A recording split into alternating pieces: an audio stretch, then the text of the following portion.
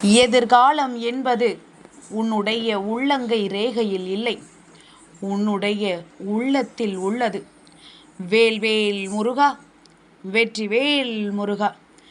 என் அன்பின் பிரியமே, இன்று இந்த திருச்செந்தூரிலிருந்து வந்திருக்கின்ற இந்த கந்தன் என் உத்தரவை நீ மீறிச் செல்ல மாட்டாய் என்கின்ற நம்பிக்கையில்தான் உன்னோடு பேச வந்திருக்கின்றேன்.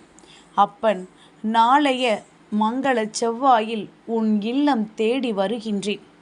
ஒரு முறை என் வாக்கினை இன்று நீ கேட்டுவிட்டாயானால் நாளைய விடியலில் உனக்கான சந்தோஷம் முழுமையாக உன்னை தேடி வந்துவிடும் என்பதில் எந்த ஒரு மாற்று கருத்தும் கிடையாது. வாழ்க்கையில் எதையுமே நினைத்து மனம் வருத்தப்பட்டு கொண்டிருக்காதே. என்ன நடந்தாலும் கந்தனின் அருளால் அது நமக்கு தீர்த்து கொடுக்கப்படும் என்பதனை என் குழந்தை நீ முழுமையாக நம்பினால் போதும். நான் இருந்து உன் வாழ்க்கையை உன் வசமாக்கி கொடுக்க எப்பொழுதும் தயாராக இருக்கிறேன் என்பதனை நீ புரிந்து கொள்ள வேண்டும். கந்தனின் அன்பு உன் இல்லத்தில் இருக்கின்ற உனக்கு கிடைக்கும் என்றால் இதைவிட புண்ணியம் நீ வேறு என்ன செய்திருக்க முடியும்? நான் இருந்து உனக்கான அத்தனை தீமைகளையும் விலக்கி உன் மனதிற்குள் நல்ல எண்ணங்களை புகுத்த வருகிறேன் என்பதனை நீ புரிந்து கொள்ள வேண்டும். கந்தன் உன் இல்லத்தின் வாசலின் கதவை திறந்து உள்ளே எட்டி பார்க்கும் காட்சியை நான் இப்பொழுது உனக்கு காண்பித்து கொண்டிருக்கின்றேன். இதை பார்க்கும் பொழுதே உன்னுடைய முகத்தில் புன்னகை வந்துவிடும். உன்னுடைய முகத்தில் நிச்சயமாக இருக்கின்ற கவலைகள் எல்லாம் மறந்து உனக்கு சந்தோஷம் வந்துவிடும். மனநிறைவான விஷயங்கள் எல்லாமும் உன்னை தேடி வரும் என்பதனை நிச்சயமாக உன்னால் தெரிந்து கொள்ள முடியும். கந்தனின் அன்புள்ளம் என்னவென்று என் பிள்ளை உன்னை அன்றி வேறு யாருக்கு தெரியும்? நான் உன்னுடைய வாழ்க்கையாக நினைக்கின்ற விஷயங்கள் அத்தனையையும் நிச்சயமாக நாளைய செவ்வாயில் உன் வாழ்க்கைக்குள் கொண்டு வந்து சேர்க்கின்றேன். எப்பொழுதும் மனதில் சிறு சிறு சலசலப்பும் சஞ்சலங்களும் இருந்து கொண்டிருக்கும் பொழுதெல்லாம் உன் மனது தேடுவது என்னைத்தானே. இந்த குழப்பத்தை தீர்த்துவிடு கந்தா என்று என் பிள்ளை நீ நினைக்கின்றாயல்லவா?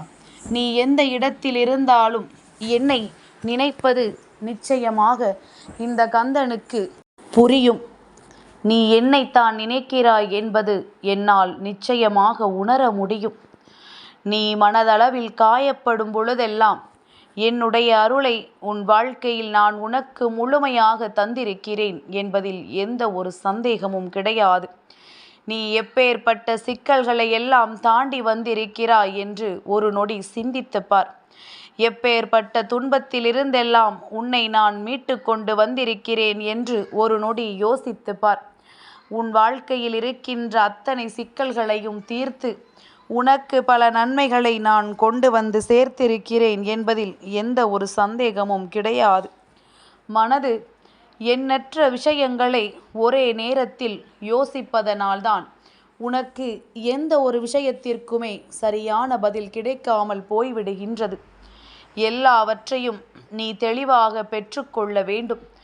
ஒவ்வொரு விஷயத்திற்கும் தெளிவான பதிலை இந்த வாழ்க்கையில் இருந்து நீ பெற வேண்டும்.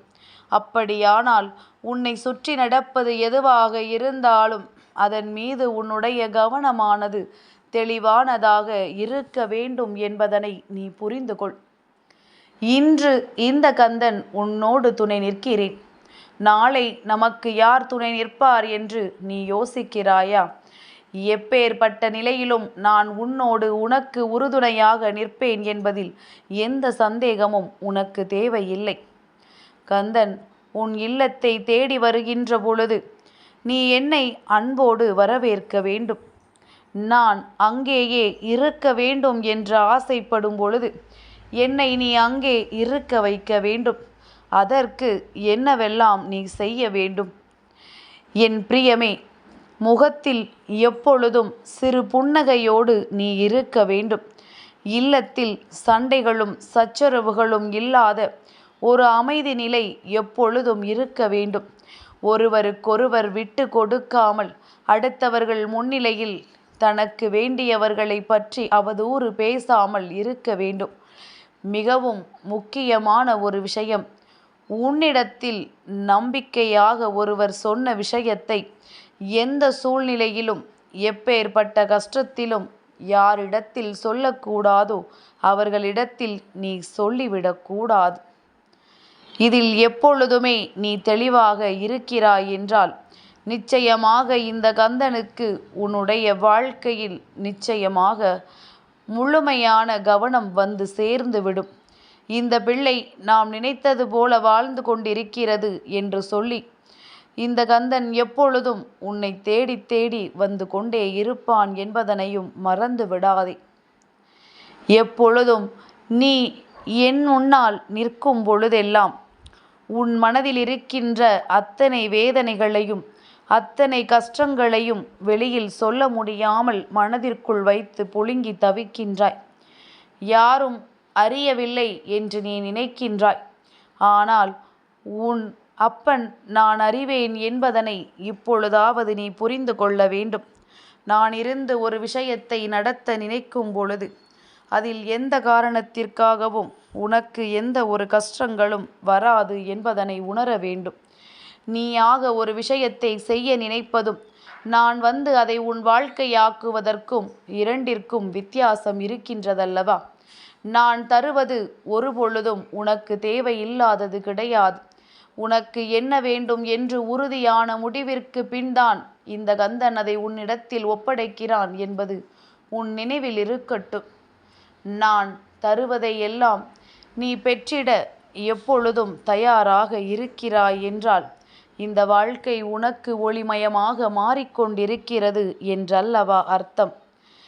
என்னை நினைத்து என் பாதமே கதி என்று சரணடைந்து வந்திருக்கின்ற என் பிள்ளைகளின் வாழ்க்கையில் எப்பொழுதுமே நான் நல்லதை நடத்தி கொடுக்காமல் விட்டுவிட மாட்டேன்.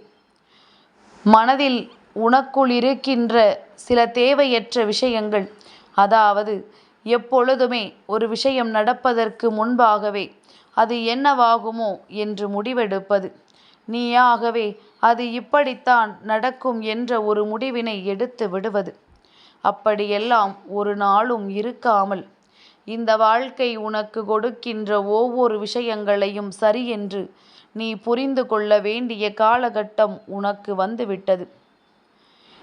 எப்பொழுதும் ஒரே ஒரு முடிவுதான் வாழ்க்கையில் எடுக்க வேண்டும். நீ நினைக்கின்ற விஷயங்கள் அத்தனையுமே உனக்கு தெளிவை கொடுக்கும் என்கின்ற நம்பிக்கை எந்நாளும் உனக்குள் இருந்து கொண்டிருக்க வேண்டும். மனநிறைவோடு நீ செய்கின்ற ஒவ்வொரு நன்மைகளும் உன்னை வாழ வைக்கும் என்பதனை என் பிள்ளை நீ கட்டாயமாக புரிந்து கொள்வாய்.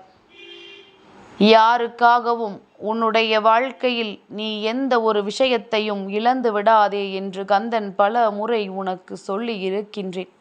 அதை எந்த நிலையிலும் மறந்து விடாதே. நான் இருக்கின்ற இல்லம் எப்படி இருக்க வேண்டும் என்று நான் சொன்னதை நீ சரியாக கடைபிடித்தால் போதும். சுத்தமாக இருக்க வேண்டும், அப்படி இருக்க வேண்டும், இப்படி இருக்க வேண்டும் என்றெல்லாம் கந்தன் எதையும் சொல்லவில்லை. அது உன்னுடைய விருப்பம். அதையும் தாண்டி நான் உன்னுடைய மனது சுத்தமாக இருக்க வேண்டும் என்று தான் நினைக்கின்றேன். உன்னுடைய வாயிலிருந்து நல்ல வார்த்தைகள் மட்டும்தான் வர வேண்டும் என்று நினைக்கின்றேன். தீய வார்த்தைகளை பேசுகின்ற மனிதர்கள் இங்கு ஏராளம். சரளமாக அதையெல்லாம் பேசுகின்றார்கள். அவர்களின் சந்ததிகளும் அதைத்தான் பின்பற்றுகின்றார்கள். அதனால் இதில் எல்லாம் கவனத்தோடு இருக்க வேண்டும். எப்பேற்பட்ட கஷ்டத்திலும் தன் வாயிலிருந்து ஒரு பொழுதும் தீய வார்த்தைகள் வந்து விழக்கூடாது என்பதில் கவனமாக இருந்து விட்டால் போதும். இவை எல்லாமும் நீ செய்கின்ற இந்த இல்லத்தில் இந்த கந்தன் உள்ளே வந்து தங்கி இருப்பான் என்பதில் எந்த ஒரு மாற்று கருத்தும் கிடையாது. நீ நினைத்ததை எல்லாம் நான் நடத்தி முடித்து கொடுப்பேன். நீ ஆசைப்படுகின்ற விஷயங்களை எல்லாம் உன் வாழ்க்கையாக்கி தருவேன். நல்லதை நடத்த வந்த இந்த கந்தனை எண்ணி எப்பொழுதும் மனமகிழ்ச்சியோடு இரு. செவ்வாய் கிழமையில் நான் உன் வாழ்க்கையில் அதிசயத்தை நடத்துவது உறுதி.